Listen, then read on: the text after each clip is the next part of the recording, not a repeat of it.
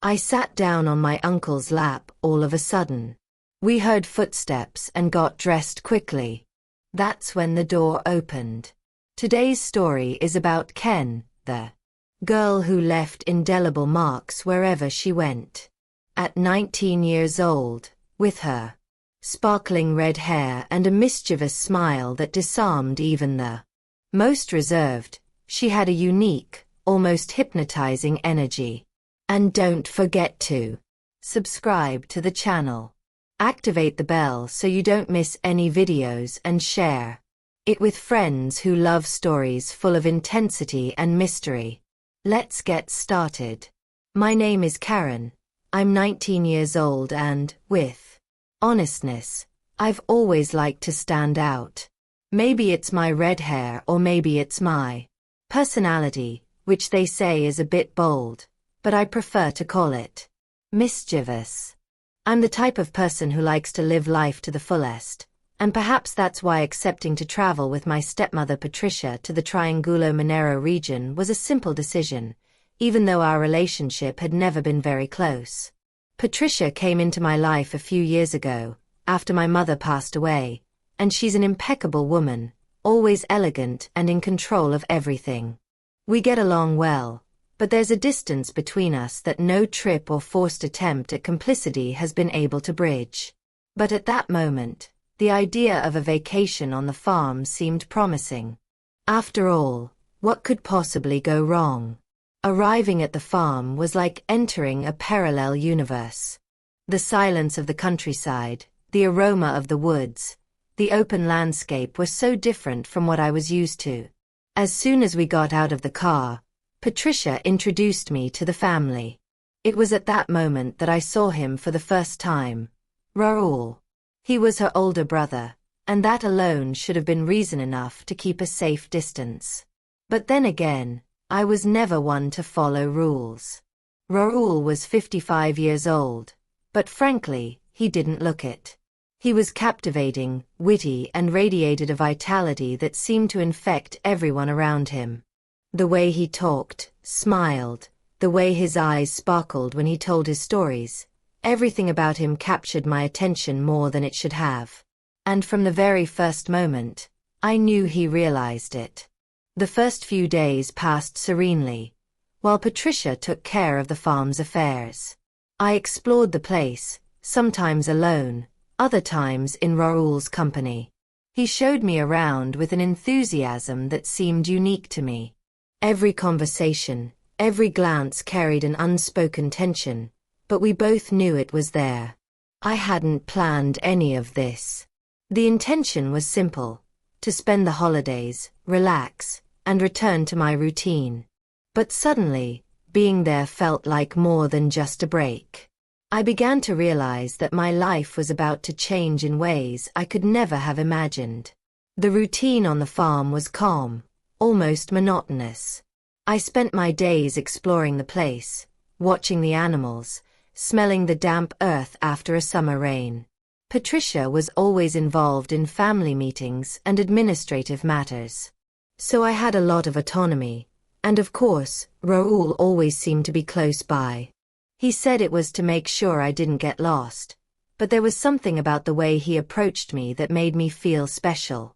It was on a hot afternoon that everything started to change. Raoul invited me to go horseback riding. I hesitated because I've never been a fan of horses, but he insisted. "You'll love it, trust me," he said with that smile that dismantled any resistance. I climbed on the horse, and the silence around us was broken only by the sound of the horse's hooves on the ground. The view was breathtaking, the setting sun coloring the sky orange. And I could barely pay attention to the scenery. We felt something change at that moment. Our eyes met in a different way.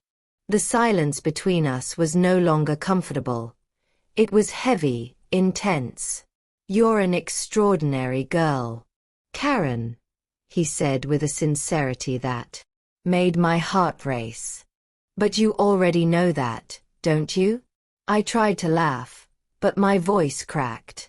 Something was happening, something I didn't know how to control. After that walk, everything changed.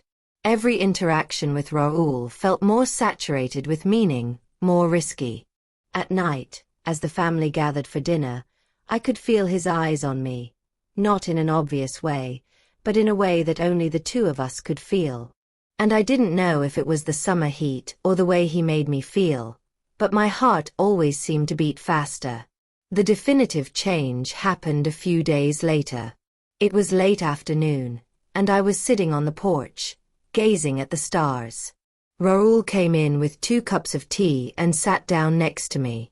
We talked about trivial things. The weather, the farm, family. But then he took my hand, as if he could no longer contain himself. "Karen, you know this is complicated." His voice was low, almost a whisper. I knew, of course I knew, but at that moment all that mattered was the feel of his hand in mine. The tension between Raoul and me was growing every day, like a rope stretched to its limit, ready to snap. I knew he was married, it was always in my mind, a constant reminder that what we were doing was not only reckless, but also wrong. But still, we couldn't stop ourselves. It was as if something bigger was pulling us toward each other. One night, during a family dinner, I felt Raoul's foot touch mine under the table. My heart raced, and it took all my composure not to reveal our connection. Patricia was chatting animatedly with the others, completely oblivious to what was happening. But I knew that this situation could not continue indefinitely. It was only a matter of time before something got out of control. It was a stuffy night, the kind where the air seems thicker and the sounds of nature permeate every space in the house. The family had retired early, and the farm was enveloped in a disturbing silence. I was on the porch as usual, with a book on my lap that I was no longer trying to read. My heart was racing, as if it knew something was about to happen. Raoul appeared silently, like a shadow. His shirt was half open, with a look filled with something indescribable, but it made my breath catch. "Are you okay?" he asked, his voice low, almost a whisper. I barely felt the question, because at that moment, words seemed impossible. He sat down next to me and, for a few moments, neither of us said anything.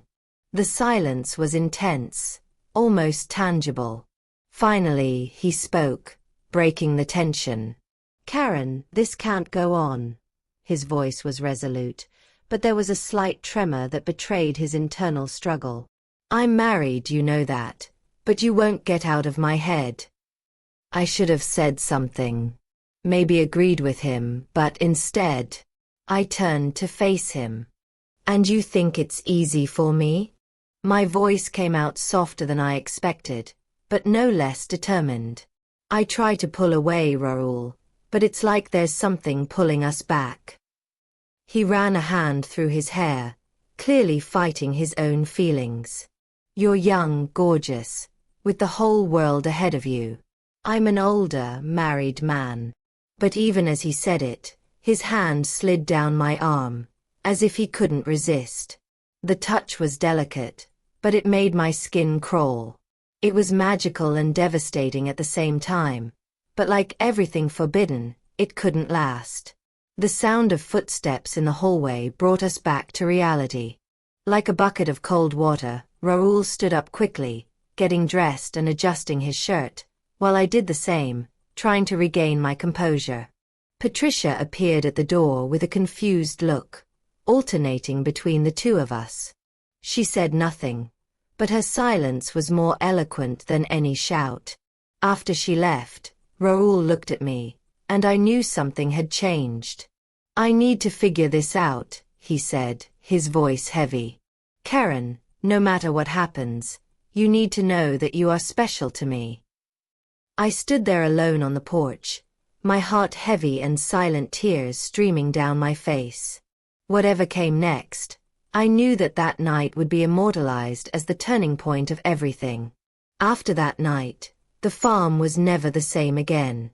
Patricia kept a calculated silence during the entire trip back. I don't know if she revealed something to Raoul or to his wife, But deep down I realized that she knew more than she let on.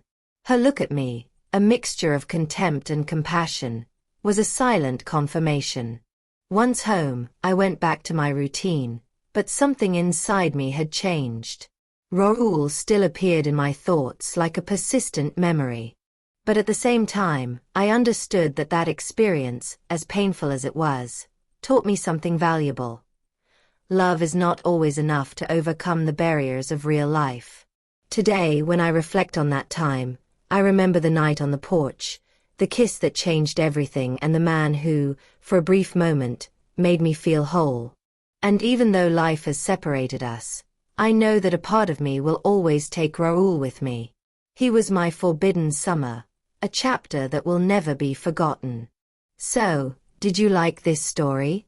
Subscribe and don't forget to leave your like to support the channel, so that I can bring you more exciting stories.